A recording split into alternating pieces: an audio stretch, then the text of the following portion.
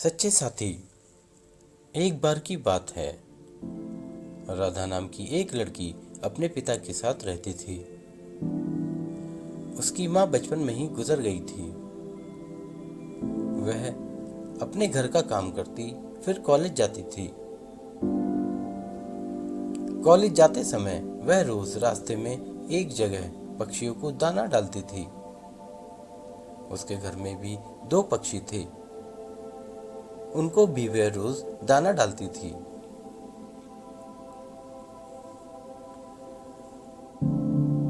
एक दिन उसको पक्षियों को दाना डालते जमींदार के बेटे ने देख लिया। उसने अपने पिता से जाकर राधा से शादी करने की इच्छा जताई। जमींदार ने राधा के पिता से बात करके अपने बेटे की शादी राधा से करा दी।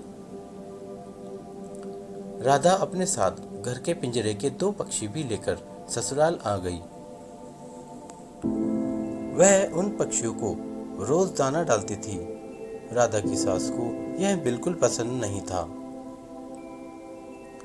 वह उन पक्षियों को परेशान करती थी। वह उनका दाना पानी जमीन में फेंक देती थी। एक दिन राधा की सास ने पक्षियों का पिंजरा ही जमीन पर फेंक दिया।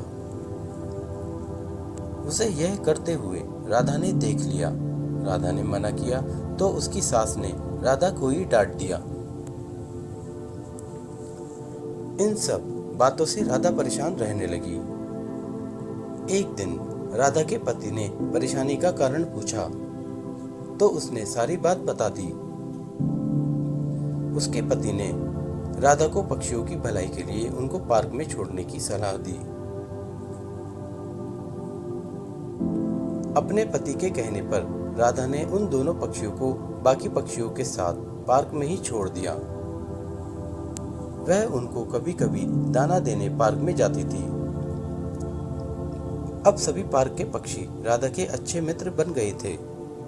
पक्षी अब राधा के घर पर भी आने लगे। राधा की सास को जब यह पता लगा तो वह गुस्सा हुई। वह राधा को उसके मायके छोड़ने के लिए उसको साथ लेकर गई। रास्ते में कुछ चोरों ने राधा की सास के गहने चुराने की कोशिश की। तभी राधा के पक्षियों ने आकर चोरों पर हमला किया, जिससे चोर भाग गए।